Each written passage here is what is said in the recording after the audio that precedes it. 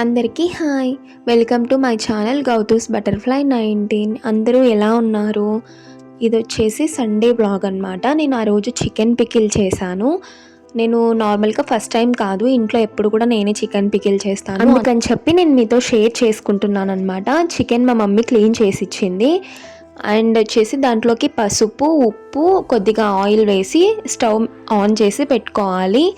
ఒక పక్క వచ్చేసి జీలకర్ర, మెంతులు, యాలుక్కాయలు అండ్ లవంగాలు, చెక్క, ఆవాలు ఫ్రై చేసుకోవాలన్నమాట. లో ఫ్లేమ్లో పెట్టుకొని ఫ్రై చేసుకొని మిక్సీ పట్టుకోవాలన్నమాట.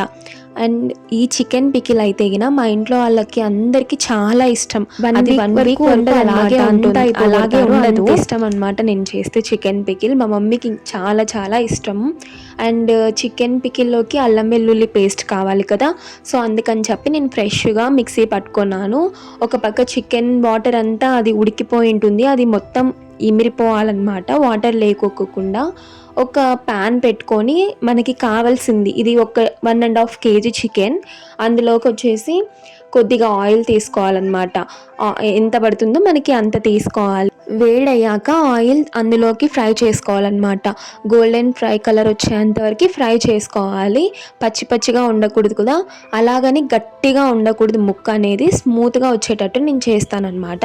ఇందులోకి అల్లం వెల్లుల్లి పేస్ట్ వేసుకొని అది కూడా రెడ్గా వచ్చేంత వరకు ఫ్రై చేసుకోవాలన్నమాట. దాని తర్వాత మనం మిక్సీ పట్టుకున్న మసాలా ఉంటుంది కదా, ఆ మసాలా ఆయిల్లోకి వేసుకోవాలి.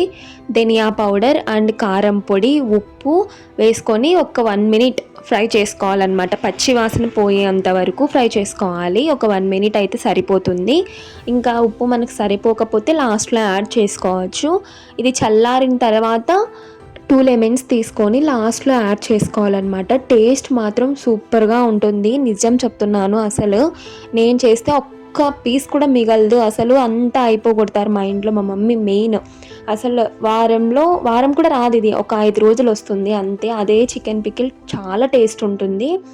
బయట తింటుంటాం కదా, నేనైతే బయట ఇంతవరకు ఒక్కసారి కూడా తినలేదు చికెన్ పికిల్. ఎందుకంటే కొన్ని బాగుండవు, కొన్ని బాగుంటాయి కదా.